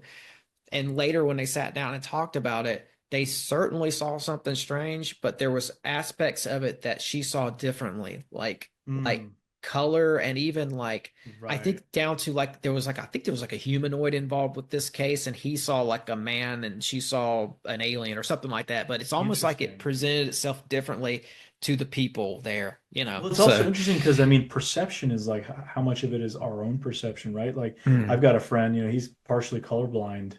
So I'm like, if we mhm. saw an object that had like red flashing lights, I would see that. He wouldn't, unless he had his glasses on to be able to see those colors. He'd be like, oh, they were white lights. Like, no, they were red. So we'd be looking at the same object with different interpretations. But yeah, you could be right. Maybe, I mean, you think about like the spectrum of some of these UFOs. You have like more nuts and bolts, like very traditional, like what Betty and Barney Hill talked about. It's like you can see windows and panels, whereas what we saw, it looked like strange. It had things orbiting it. It was like an illuminated Oh cloud. yeah. So you have the different spectrum of some of this thing, this whole New Jersey drones thing that was going on, right? Like I kind of firmly believe that was most likely government technology. But I think people, then all of a sudden any craft or anything weird they saw in the sky creates like a hysteria, and you can kind of see how that happens. Like anything becomes, a drone, and then I'm sure there are people probably flying drones with little balloons up there just to mess with people. It creates like a hysteria Yeah. around it. Whereas, maybe it was originally just some secret government tech being flown around. Hmm. But you can just kind of see how so much of it is how we perceive things, right? So Hmm. I think that's true with a lot of these topics, whether I it's think Bigfoot so. or UFOs or some of this paranormal stuff. How trained is the observer, or what skills do they bring to the table? Because somebody who has maybe a police background might see it and describe it differently than someone that was just with them that saw it. That they just work at a computer all day. Like they don't need to know certain skills. Like, oh, this guy has something in his backpack. Like that's not something they would notice. So I think it depends even the background you Hmm. bring to it. Like you can have again five people observing the same object, and they're going to maybe notice different things and describe it. Even while it's happening in different ways. Like, oh, my buddy and I saw when it zipped up into the sky. Like the other guys weren't paying attention at that point; they were just looking around. So Yeah, and I think those things. you guys have done a good job with kind of shining light on this aspect of the phenomenon. I'm thinking about Bridgewater Triangle, which we kind of touched on a little bit today, but you guys did a documentary on that, and it's like Yep. the spectrum of strange that's happening Yeah. there is very wide. You've got I think if I'm True getting high this right, strangeness. Yeah. true high strange, like the cop that has the police car lifted while he's Like one of inside. my favorite stories. Yeah. And then on the other side of the spectrum, I think this is in that area. There was a guy who had like a little strange creature like step out under a street Yeah. light and beckon him to come. Pukwudgie creature. Yeah. Yes. Yeah, I mean, so that's like one of those things that like when I for that episode, that was a Bigfoot Beyond the Trail episode we did a few years ago, and I interviewed Aaron Cadieux, who directed that kind of well-known Bridgewater Triangle documentary that talks about all the weirdness, right? Because I'm like, this is a guy who went headfirst in this topic, and he put it really interestingly. He's like, it's like a paranormal smorgasbord. Like you can find whatever you like in the story, like the Bridgewater Triangle. You don't need to be into paranormal stuff or ghosts or Bigfoot or anything. There's true crime stuff. There's like legitimately mafia stuff. There is serial killers. So there's something for everybody in a place like that. And I think that's why a lot of these like cases like these Bridgewater Triangle type things are interesting. And we're doing a film this year on the Bennington Triangle in southern Vermont, which is a little bit lesser known than perhaps like the Bermuda Triangle or the Bridgewater Triangle, which I would say is probably the second most famous triangle after the Bermuda Triangle is the Bridgewater Triangle. Like there's literally weekly podcasts around the world that come out about Bridgewater Triangle. And I love that area. I've gone down there. I'm only a few hours from it. It's cool. The Bennington Triangle. So the Bridgewater Triangle is like 2.5, 3 hours south for me. And then the Bennington Triangle is like an hour and a half or 2 hours west for me in southern Vermont. And that's an area where you have like old Bigfoot stories going back to the 1800s of stagecoach on a mountain being chased by a large hairy creature. You've got stories of missing people in those areas under really weird circumstances. The UFO sightings. There's a lot of that sort of stuff. And I think in our minds, people like to just call it a triangle because it gives it an easy geographic area, whereas it might not legitimately be a triangle. Like in the case of the Bridgewater Triangle, people would say, well, there's activity that happens that's technically outside the triangle.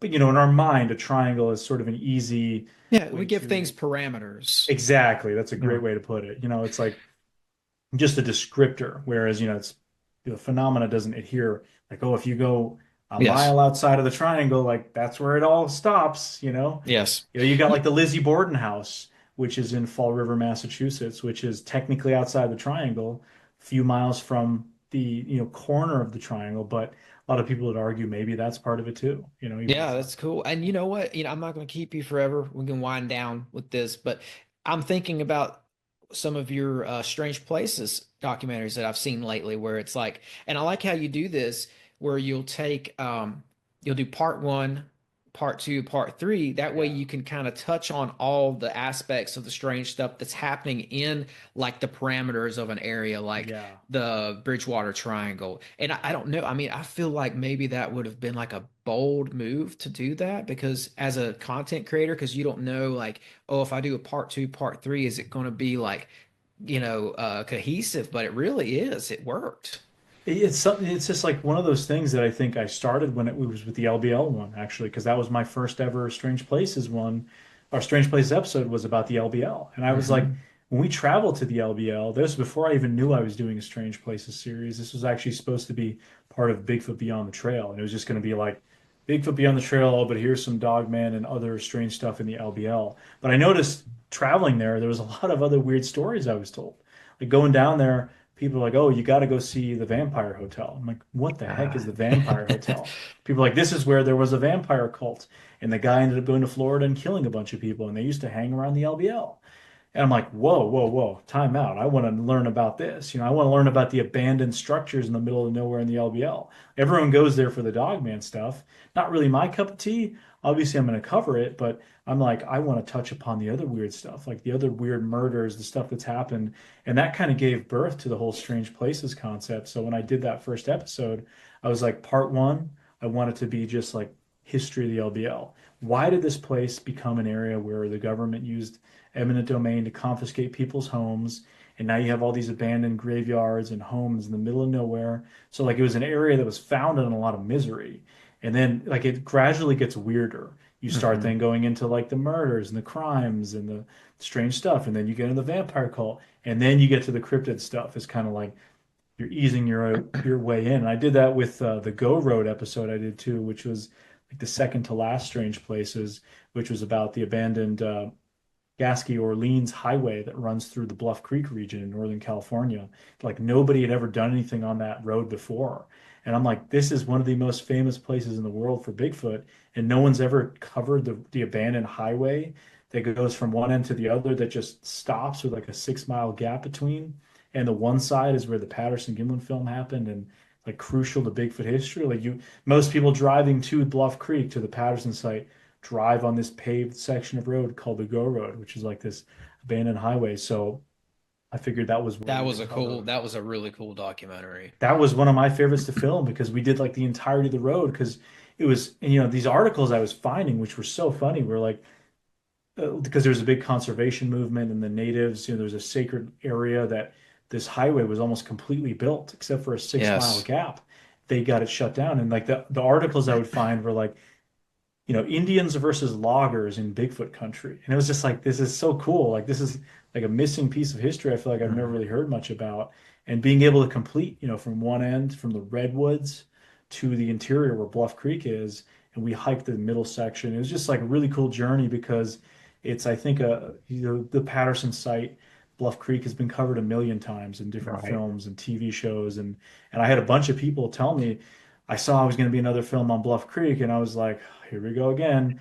But they're like, actually, I was surprised. I'd never heard of the Go Road. I had people from California tell me they'd never heard of the Go Road, and they grew up like an hour from the area. And I'm like, this is what's so crazy about some of these strange, truly a strange place. It's like a place lost to Mhm. history, lost to time. You really only hear about it if you go to these areas or some of the locals. And I thought it'd be, perfect because it fits that strange place very well. You've Mhm. got a location and other weird stuff associated with it. In this case, Bigfoot, and arguably the most famous area in the world for Bigfoot. And it's an integral part of the story of the Go Road, but it's often overlooked. There's something mysterious and exciting and untapped with our relationship with strange places and nature. And, not every filmmaker can take you to nature, or maybe even to reverse it, bring nature to you. Not everyone's able to traverse that really cool mystique that you get with film, where sometimes you just find yourself at the place while you're watching. Yeah. You forget that you're in your living room or whatever. But that's I do appreciate that with your films, because I'm a country boy. I'm from Appalachia. I miss that sometimes living in the city, and it's nice to just sit back and see, or just be taken back to that, even if it's on the screen. Still, you're still getting that essence. I was trying to like verbalize that earlier, that essence that you get. And Appreciate that. like, I was thinking about this too, like Tim Renner. I've had him on. He has a book out now about hermits. Hmm. and and I think it speaks to humans who are out in remote places of nature, where you maybe they're more in touch with folk magic and the earth, and They take just, on their mystique of their own. Yeah. yeah, and just the spark of our potential relationship with nature when we Yeah. leave the modern world. That's what I get out of a It Strange Places changes you. It documentary. changes you. Yeah. Hmm. Some of these places change you. And I think, part of my love for like abandoned places, especially these ones where you see nature reclaiming it, is it just Hmm. shows how, we think we own the world, we rule it, but give it a few decades and our infrastructure starts crumbling and nature fills the void, takes right back over. And I think that's why we have such a fascination with like abandoned places, places that are lost in the woods. I mean, I just visited a place, can't really talk about it now, but just this like really weird abandoned location in the woods that just, it's like, man, this kind of stuff you just come across. Like, what were these people up to? What were they doing? And like abandoned mines, that's another thing, because that's a totally different experience. We did one of the episodes of Strange Places on the mines in Pennsylvania, and it's like that's underground. That is an environment that is so hard to describe and explain because it's not an abandoned location in the woods. It's not a lost highway. It's literally a hole in the ground that goes on for miles in some cases that is lost to time. It's like a different. It's a non-terrestrial experience actually Hmm. because you're not under terra firma. You're under it, right? So it's Hmm.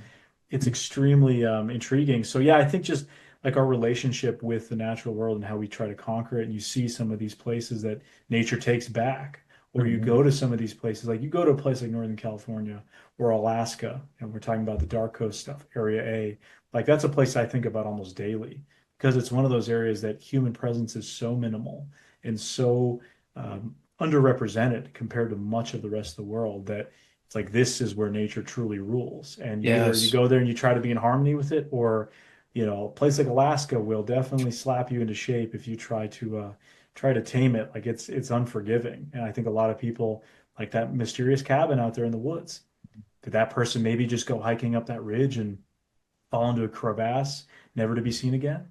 Like that's, we'll never know, but that's one of those things that it shows you kind of how insignificant and small we really are compared to the grand scale of nature in the world. But you have to respect nature. I think that's the key, and I hope to instill that through some of my films, and especially as how like, I don't want to say urbanized, but like the modern world has become so crazy, and I see so many people that are disconnected. Like I've met people that they'll go on a trip and like, oh, this is one of my first ever camping trips, and they're like, you're like 30 something years old. How is this your first time in nature? I mean, that's so hard to believe for me, Mhm. because I seek that out. But there are people like that. So hopefully we can remind people to Oh go yeah. back to the roots a little bit. It's not Yeah. all the flash and glamour you see in the modern kind of lifestyle. Yeah. To get I back to the mean, basics. you know, I'm also a big fan of Les Stroud's work, and Yeah. he has a show called Wild Harvest, and I was Yes, watching, I've I seen love some it. of It's that. one of Yeah. my favorite shows, but I was watching it, and he's up in Canada somewhere, he's out remote, and he's in this forest, and it looks like a fairy book forest, just magic, right? And Yeah. he's showing these ferns that have this crazy little natural spiral, and I'm like, that's the Fibonacci sequence The in Fibonacci sequence. nature. Yeah. And it's just like, wow, Nature but is perfect. Yeah. yeah, and I get that from your documentaries too. Is that's my whole point with bringing up Oh, thank Stroud. you. It's like there's a couple people out there, yourself included, who have a way of just capturing nature, and it's great. It's great beyond whether you're into Bigfoot or Right. whatever, right? Like sometimes a good nature documentary is what you need to kind of ground yourself a little bit. It's like, yeah, you don't have your feet on the ground somewhere on a location, but your psyche is picking up on the nature thing. I think And there's that's something to that. and for me personally, Les Stroud was a huge influence. That's somebody that Mm, I grew up watching Survivor Man. Like that was huge when I was a kid. So, to then be able to kind of, obviously stylistically, I love that like do it yourself kind of style, and I've always tried to adopt that. And I was able to interview him last year for Kenai Peninsula, or maybe end of 2023, for the Kenai Peninsula documentary I did, which was one of my ones from Alaska, talking about his weird experience that he had on Survivor Man when he was filming that in Alaska. Strange experience that changed the way he looks at Bigfoot. Obviously he's done multiple Bigfoot shows now, and he's working on hmm another one. So, yeah, I mean, and he definitely he's one of those people I used to watch that stuff and like, man, look at him. He's in Alaska, and the crew would get these amazing shots of him, and having known with like a personal anecdote. My friend up there in Alaska with that cabin that we filmed so much at Dark Coast and all that stuff, the captain he had contracted to help him bring some of the materials out there was actually had been contracted by Les Stroud's production company. He was the one that had taken Les Stroud out to his location. And he talked about it. He was like, no, this guy didn't fake anything. He didn't have like a secret crew out there with him. They Right. would film, they basically put him in his kayak. The film crew then gets some shots of him going past glaciers, and they get some B-roll. And then they hmm like send him off. They're like, all right, see you later. He goes off, does his thing. And Right. Right. He's not staying in a hotel nearby. exactly. And that's Yeah. like that's what I try to do is I'm like, this is what I want to do, like the raw, the rough, the rugged adventure. Like that's some of the stuff I really hmm try to embody that kind of thing. Because you see a lot of these shows on TV and you're like, and they've been out in the woods for 2 weeks and their hair looks like that. Right. I I don't know if I know. believe that. It's hmm like, I get it, production companies and the unions, and they can't do all this stuff, but I'm like, but yeah, so that's why Wow. I think, it's tough to be like in a Les Stroud situation where you've got somebody that legitimately does it. And I think, hey, we have a chance to do it. He's Let's do it the legit. real way. Yeah, He's one of the exactly. he's one of the legit ones. And he pretty much pioneered the idea. Oh It's yeah. funny because people that came after him would then, they'd try to take the easy route and like film with the crews and do like the easy way. But I don't think you can get because part of it is the adventure is like the stuff that happens along the way that you don't expect. Like he had that encounter. He probably didn't expect that to happen. I mean, like we're hearing weird gorilla-like noises in the middle of nowhere, Alaska. Not what you go and expecting. And I found so many adventures we've had just being out there is like the stuff that you don't expect when it happens. That's almost more of the journey. Like you can't script that kind of stuff. You can't Yeah. plan that. That's the stuff that really, makes it feel so authentic, is because Yeah. it's like this is what happened. Like you can't make this kind of stuff Yeah. up, The trick is to capture that, right? Yep. I mean, When we've you given don't, it's very frustrating, but there are plenty of sure, times where, sure. you don't, it's like this stuff happens when you least expect it, and the Well, you gear can't is, run a camera the entire time. that's the thing, and that's some of the stuff that's happened. I'm like, oh. Or the times where you do have stuff happen and you're like, it's okay, we have an audio recorder out. And then you check the morning, the audio recorder like died 3 minutes I after was it gonna went say, out. And it's like, you're out there, That's you're happened to us before. contending with, especially if you do anything remotely attached to the paranormal, you're also contending with, for some reason, your battery draining. That's what The every weird researcher stuff, talks yeah. about. Yep. The battery drains or the Or car. just like the unseen tech issues, like everything will Yes. go wrong. Like you'll be like, okay, I'm at home, I'm practicing with my camera, making sure I know what everything works. And then in the moment when you need it, like everything goes wrong. And you're like, didn't I practice for this?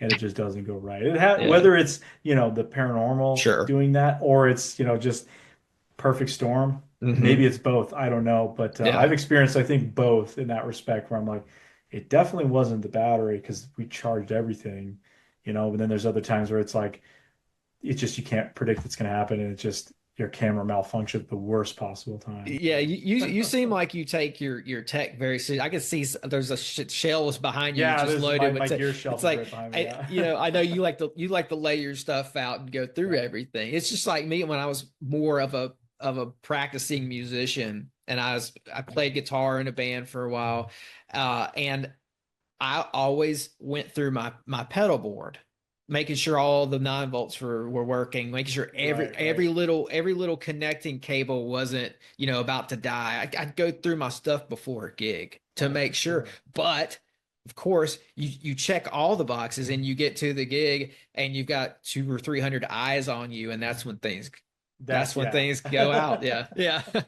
But happens, man. Yeah. we've given people a lot to go check out today, which, from the Brown Mountain Lights to maybe even your Les Stroud interview. There's a lot of stuff out there for people to Yes. go Yeah. check out. So, if y'all like great topics, good footage, good music, because I like the score, the Strange Music's a Places bit. scores, I spend way too great. much time on music, so it's like I'm glad somebody appreciates that, Yeah. because we get people to complain like the music's too loud, and YouTube does this weird thing where it like adjusts the volume, does a stable volume thing. They rolled it out, I think, last year at the beginning of the year, and it like, so if you're editing, like when you have an interview going on and you lower the music volume, the YouTube stable volume thing will increase the volume. So Hmm. people, and it's automatic. Like you have to manually disable this feature in the YouTube thing. So people would be complaining like, "Oh, the music is too loud," and that kind of stuff. But yeah, the music, I spend way too much time trying to find the perfect music because I'm super particular about that. So it's Mhm. really tough. And the Strange Places I always knew had to be like a synth. I don't want to say 80s, but like synth sci-fi kind of vibe. That's like the music I typically strive for with that series. Whereas like Beyond the Trail, I go for more of like a grand kind of like epic, more upbeat kind of thing, not as dark perhaps. Whereas Strange Places, I'm like, I want it dark and as weird as possible. Yeah. You know? It's great. Yeah. Yeah, it's great. And like, well, I'm being a little bit more probably complimentary today. I mean, because I do enjoy your stuff. So I have people on who I want to talk to. So I do, like I mean I it when I appreciate say that. I Yeah. like the music. I really do. So I try not to be overly complimentary with people on here. I think I've done that in the past where I'll have somebody on whose content I really love, and I'll like overdo it. So I'm trying not to do No, no, yeah. that. I totally get it. I think it's coming off, fairly well. And I just appreciate it because ultimately, like I put this stuff out there and it's so much like whether it's me or any other people at STM, we like put our heart and soul into some Yeah. of this stuff. And, it's been so awesome over the years. Like I've gotten some amazing messages from people that, they have physical conditions, they can't get out in the woods, or they're sick, they have stuff going on. They're like, oh my God, your stuff, I live vicariously through it. Like it helps me get through stuff, and ultimately I've heard people like say it inspires them to get out. And I've gotten like a picture, one of the earliest Beyond the Trails. This is a funny story. Well, not funny, but it's cool. We went to this epic place in Utah, like up in the mountains. We hiked like 6 miles up into the mountains in the high Uintas, which is a whole nother weird area. We're doing some Bigfoot stuff. And a few months ago, a guy messaged me and he's like, "Hey, remember this place?" And it was like the meadow that we walked through, and we had this epic shot of us walking through with these giant, mountains behind us. And he took a picture like standing there, and I'm like, I'll never forget that spot. But he's like, "Yeah, you guys inspired us to get out there and go to this spot." I'm like, how cool is that? Like, this Yeah. person gets to go make their own adventures, and they were inspired by this. So I really just hope to inspire people and get out there and know it's like you don't have to be some giant network production, star to be able to go and do this kind of stuff. A lot of it is like, I just go out and do it with my buddies or, other crew members, and we just go out and explore and see what happens. And if nothing happens, nothing happens. But, there's a lot of mystery out there, I think, in the world. And, go explore, go have fun. Yeah. Don't And take my word for it. Just go do it. I tell people a lot too to check out just small town monsters in general, because I mean, from what I understand, from what I can tell, it seems like you guys put out 3 documentaries a month. We've got so much going on because it's, So it's there's not only always me. something. Yeah.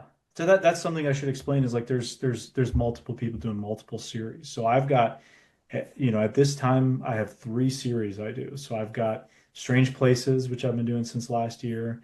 I've got the Appalachian Bigfoot Files, which is much more of like a interview-based series. It's not so much as me like going out and exploring these areas, but it's about local researchers up and down the Appalachians in different areas. And then I've got Bigfoot Beyond the Trail, which is like my investigative series. That's what people have seen most of probably on the channel. But those are my series. Whereas Seth, he's doing 2 different series at any given time. We've got other people coming in doing other series too. So there's always something different going on the channel, and that's just on YouTube.